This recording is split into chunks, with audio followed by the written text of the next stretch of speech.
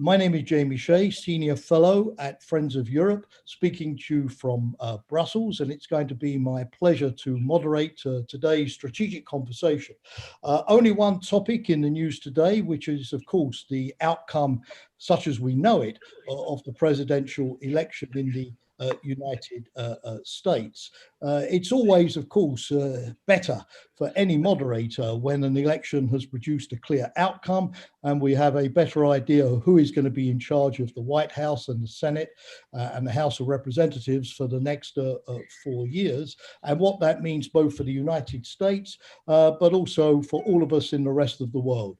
The US election is the one where everybody in the world would like to have a vote, because these elections, given the role that the United States plays, are just as important sometimes for all of us here in Europe or elsewhere as for the voters in the United States itself. Well, we don't have that clear outcome yet, but we've had a very intensive campaign over the last few months. And we have, of course, a clear choice before the United States. And we therefore want to discuss today what those implications are. I'm delighted to be joined by two special guests today on our panel. First of all, we have Professor Monica Sanders from Georgetown University. Monica lectures in a range of different topics, including law, policy, crisis management, and complex emergencies. And speaking to us live from Washington, she's in an excellent position, of course, to give us an immediate bird's eye view of what is happening in the United States and where we're likely to go over the next 24 hours and the next few days as the US resolves the issue of who won the election and who therefore is going to be in charge for the next 4 years. And speaking from this side of the pond, I'm delighted to welcome back to Friends of Europe Radek Sikorski. He is a member of the European Parliament. He's the chair for the parliamentary delegation to the United States, but he's also well known, of course, for being the former foreign minister and the former defense minister of Poland. So thank you, both of you, for joining us this afternoon. Well, Monica, as I said, we're facing a rather confusing, uncertain situation in Washington at the moment. So please describe what you're seeing around you, how you've reacted to all of this. I mean, clearly you've watched the campaign. What did you make of it all? And I suppose the inevitable question, with so many people outside the United States and inside predicting a blue wave or a clear victory for former Vice President Joe Biden, why do you think this hasn't happened? But can Biden still become your next president? So please tell us what you're seeing from outside your window at the moment. Absolutely. You touched on a broad range of issues, and that perfectly characterized how the night going into the next coming days are going to be. There's a lot of tension. So there was an expectation of a blue wave, and right now the electoral votes are within less than 30, about 25, 26 electoral votes. But here's the thing, fragmentation and lawsuits are going to rule the day for the next couple of weeks. We still have 6 important swing states that haven't gotten done counting their ballots. We still have the president threatening lawsuits and even to go to the Supreme Court if you caught any of the news that was in the wee hours of the morning, early morning to midday, your time. So what we're looking at is needing to allow all states to finish counting their ballots is important. Americans are just as fragmented in how they vote, as I told you earlier, as we appear on the national stage. People who swing Democrat tended, because of the pandemic and concerns about it, to have done mail-in ballots. People who support the president tended to have gone to the polls in person. So we're still counting votes that could really mean a lot to a large segment of the United States. Joe Biden could still prevail. He has a slight, statistically uncertified lead in terms of the electoral count. So it's anyone's presidency at this point, from what we can tell. The pollsters obviously projected this blue wave that just isn't happening with respect to the presidency or even in the upper and lower chambers of our legislature. So what we're looking at is another week or so of lots of counting, and then several more weeks of lawsuits and challenging of those results. Monica, just a quick follow-up there before I turn to Radek. As somebody who's been observing all of this, what do you think explains the absence of that blue wave? Was it that you think Joe Biden and the Democrats didn't run as vigorous a campaign as they should have? Did they, for example, like Hillary Clinton 4 years ago, not manage ultimately to mobilize in important supporters, for example, in the Black community or women voters? Was President Trump's support much broader in the country than people thought? I know it's early days yet, and the analysis will come in the next few weeks, but what do you think sort of explains this more deadlock situation and maybe many of us in Europe were taught to expect? I think those things signal two things: that whether Joe Biden is elected or not, the Democratic Party has to wrestle with its own internal, generational, and perspective divisions. And I think both Hillary Clinton and Joe Biden underestimated that. That you have people who are dissatisfied in the party, and not dealing with those fissures allowed them to over-predict just how many people were going to turn out for them. And also, we can't tend to underestimate the power of the Trumpian message in the United States. It's something that we don't really want to wrestle with yet, but we are going to have to.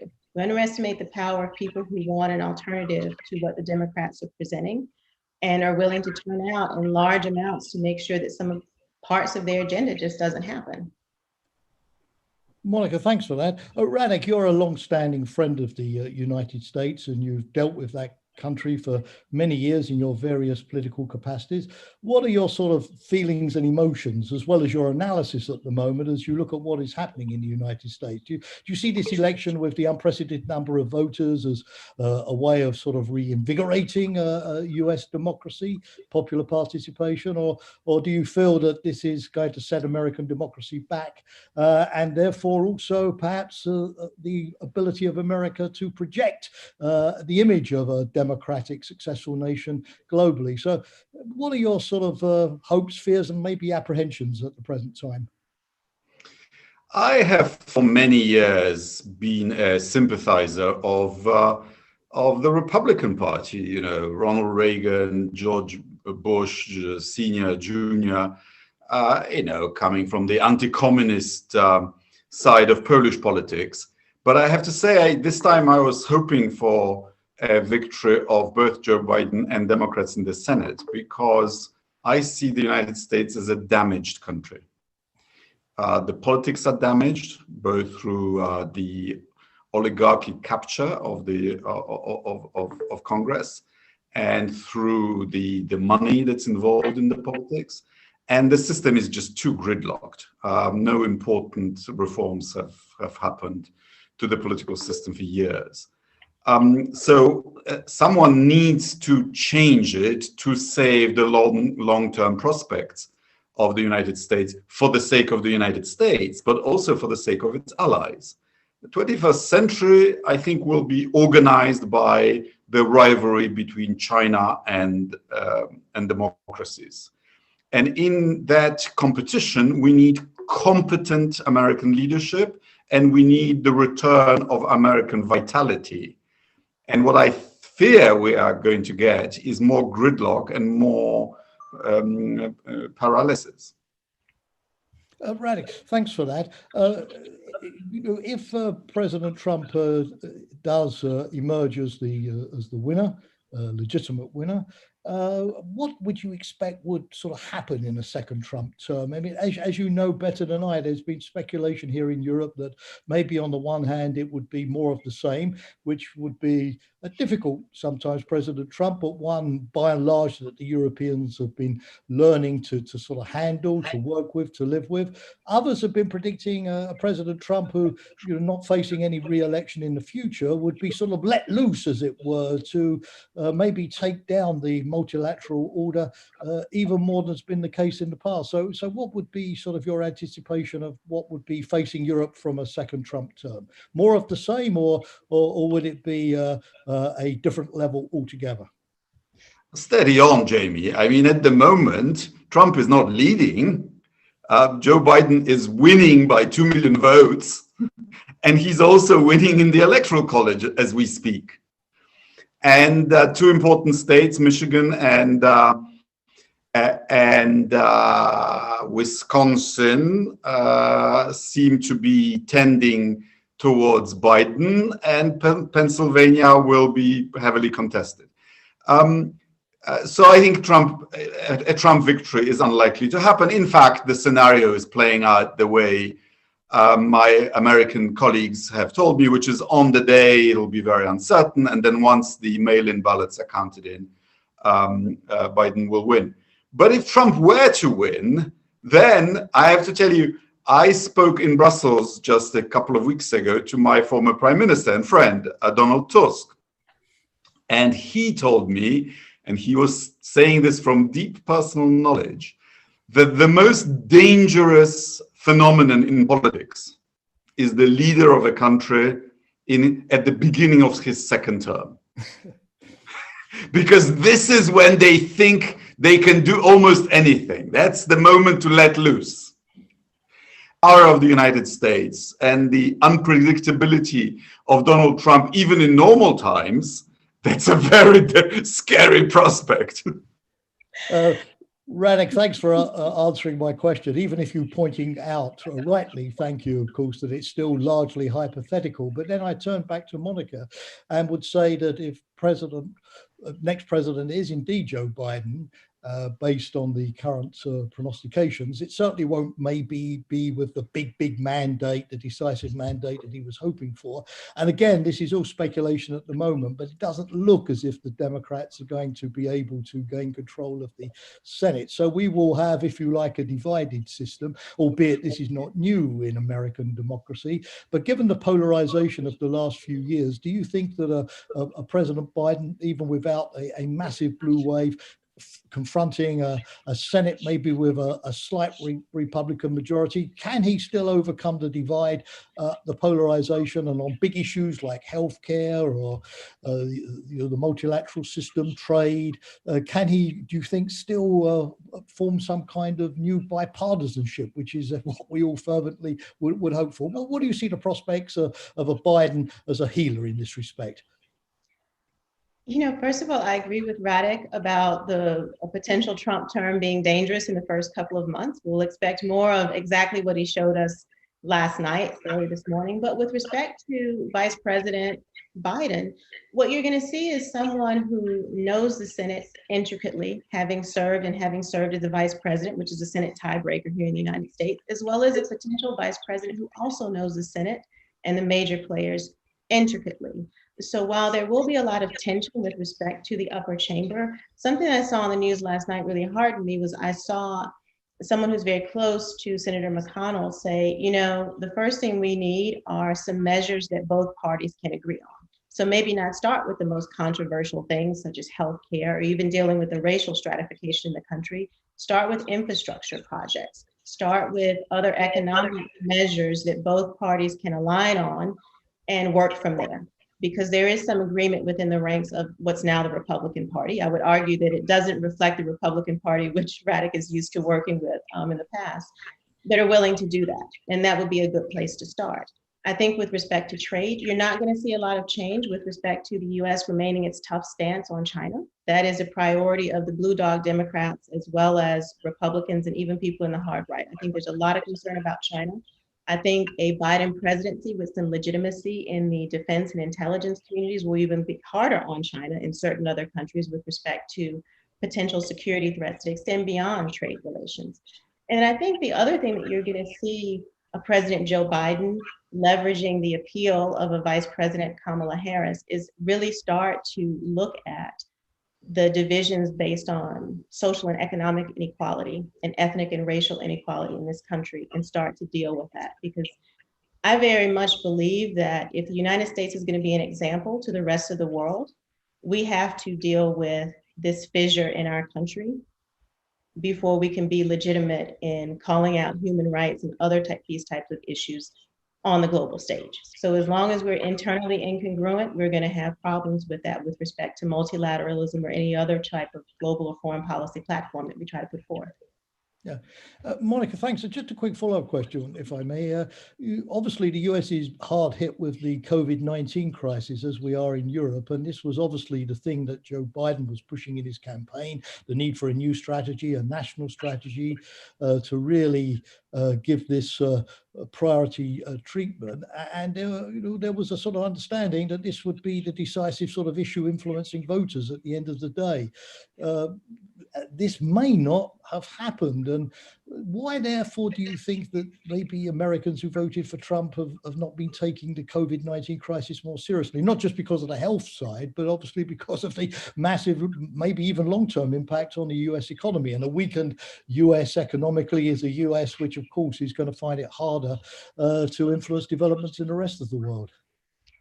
Look, again, we are fragmented. People who tend to trend Democrat, who tend to be from populations most impacted by COVID-19, tend to have looked at Joe Biden as a solution and tend to have taken it seriously. Then people who tend to vote for Trump are listening to what the president said. And, it would be a whole entire other show to go through the vast amount of disinformation that's come from the administration about the impacts of COVID-19 and whether it really does harm someone or not. You have people that are more concerned about the economic impact and the alleged impact on personal freedoms than on actually getting the virus under control. And so that's a very serious difference of opinion in the United States, a difference in perspective that unfortunately has had a very detrimental impact on our ability to have a national strategy for dealing with the pandemic and participating in an international strategy for the pandemic. And we'll see more of that as we go forward, irrespective of who's the president. All right. Radek. Jamie, may I interject? Please, yes.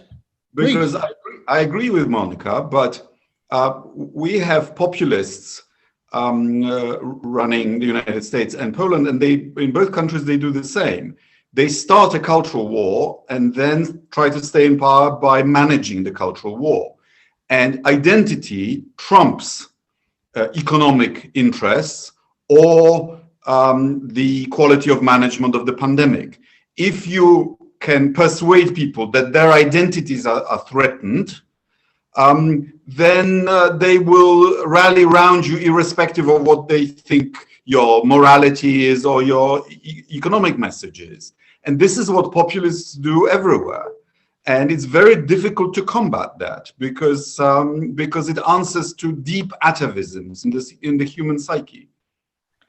Radek, you made a very fundamental good point there, and I wanted to sort of follow up by asking you, what we've seen in the US election is that President Trump has managed to largely hold his base. Again, we don't have all of the final figures, but it seems that the 45% of the country that were Trumpists 4 years ago have remained loyal to the president, not regarding, of course, the criticism he's faced for his performance. And you've mentioned populism in Europe, and you've mentioned identity as the new driving factor. Does that mean that we're condemned, both in Europe and the United States, to live in deeply polarized societies for generations to come? Or are there lessons about US polarization that we could still use over here in Europe, maybe to heal some of that polarization and build bridges? So what kind of positive lessons could Europe learn from the US experience as it looks towards its own sort of domestic and international challenges? Thank you, Radek. My professor at Oxford used to say, where there is death, there is hope. With demographic changes, a lot of this will be overcome. But I think we are seeing a factor here that is not commented upon because it is difficult to quantify, namely the collapse of religiosity and the fear of a lost way of life and a lost imaginarium that people are feeling, a lost identity, if you like. I mean, in normal times, why would American evangelicals, people who you would think treat their religion seriously, vote for someone who is not exactly a paragon of Christian virtues? And the reason for that is the divide on abortion, but also an accelerating decline in religious feeling in the United States. And this is what we have in Poland too. Thank you. I mean, and one a further question for you, Radhika, just on this thing before I turn back to Monica.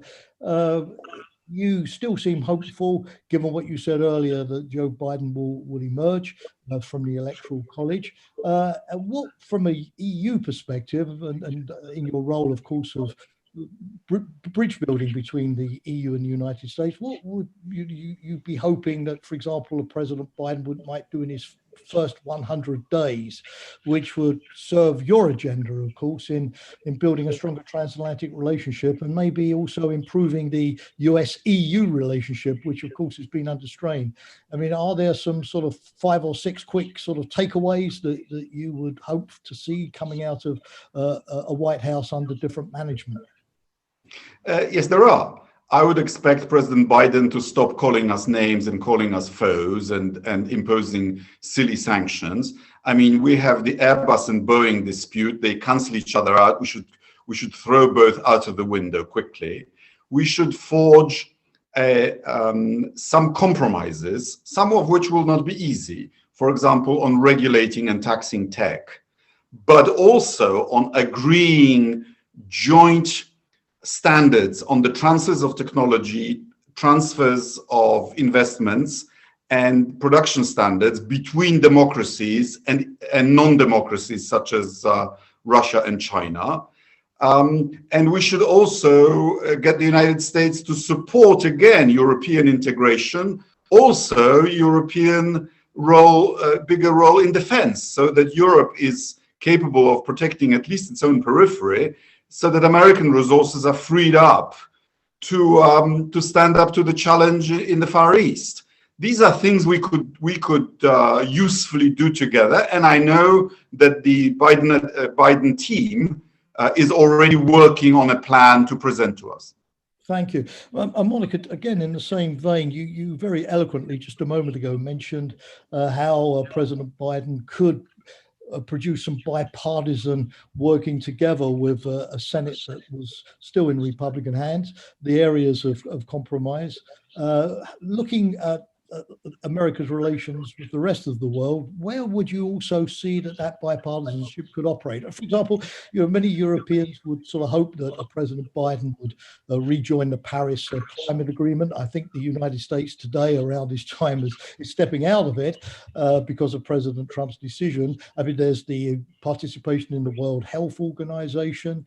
Would the US be able to go back? Would it be easy for the US to step back into the Iran deal? Or do you think maybe President Trump has created a few sort of fait accompli here so that it would be difficult for Joe Biden to reverse these steps, and he might just decide that he has no choice but to live with them? So what sort of things could President Biden do which would shore up multilateralism, do you think? With respect to both the Paris Agreement and the WHO, people from Vice President Biden's team have already signaled that they would like to re-enter the agreement and also reestablish WHO membership. He's stated that that's important in some of his speeches and writings coming from policy people on the team, that if we're going to defeat this pandemic and also prepare, because we haven't talked about climate change, and I know we didn't have enough time to do so, but if we believe that climate change is a driver of a number of issues, including the pandemic, strong support of multilateral institutions, international communication, information sharing, technology sharing, all of those things are important parts of it. President Biden, excuse me, I was a little bit optimistic there. Excuse my American optimism. If there is a President Biden, he's already signaled that a green economy, a climate change centered policy, both in terms of domestic growth and participation in multilateral institutions, is an important part of his agenda. And so I think we'll see a re-entrance into all of that. With respect to the Iran agreement, he hasn't said a lot about that, but I would see a Biden administration working their way back into that with respect to both better coordination with our EU counterparts and also confronting the actual threat instead of being distracted by tangential issues, but actually looking at what is the real issue that we're having here and how do we make sure that globally we're both securing the things that need to be secured, but also increasing cooperation and growth to make sure that we are not just dealing with American issues, but also confronting the kind of populism that Radhik pointed out before, which is another danger on the global stage that we have to address together. And I think the Biden team understands. Thank you. As we come almost to the end of our time, and it's gone so quickly, there's sort of one big question I'd like to ask both of you. And I heard a Russian commentator on the media this morning, sort of very cynically saying, well, it doesn't matter who wins the election for two reasons. Number one, American democracy is broken. You know, the society is hopelessly divided. So, you know, the US is never going to be able to lecture the rest of the world on democracy again. It's never going to be a shining beacon. Nobody will believe it. And number two, US power has declined enormously, you know, vis-a-vis the rising authoritarians. And so it doesn't matter who's in the White House because, you know, we're not going to have a world where the US can basically provide the leadership any longer. So, you know, the election is irrelevant sort of thing. I mean, a bit of an extreme view, but it did inspire me to ask you this final question, both Radek and Monica, starting with you, Radek. You know, is that Russian commentator right to believe that at the end of the day, whoever's in the White House, you know, the US can never be the kind of great leading power that it was for my generation, at least? Or is that Russian commentator seriously mistaken and the US can bounce back? And so first Radek and then Monica, I'll give you the final word on your take on what it all means for the US as the exceptional nation at the end of the day. I think the Russians are in two minds about it, because on the one hand, President Trump is doing a very good job of degrading American power and prestige, and they like that. But on the other hand, President Trump has also said that if he loses, he might have to leave the country.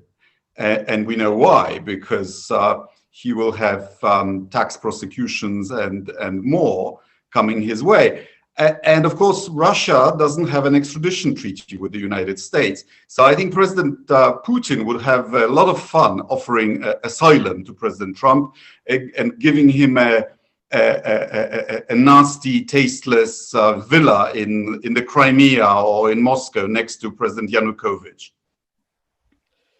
It's an alluring thought, Radek, and thank you very much for that. Monica, as I mentioned, final word to you. The US has bounced back against a lot of gloomy forecasts many times in the past. Notwithstanding this rather bitter election campaign, can it still do so in future? And if so, where do you think that those sort of green shoots of recovery in the US will come from? Absolutely. I will see that Russian commentators' cynicism and raise him by two. The United States has been here before. We've been here before after the Great War. We've been here during the Civil Rights Movement. We've had our own Civil War.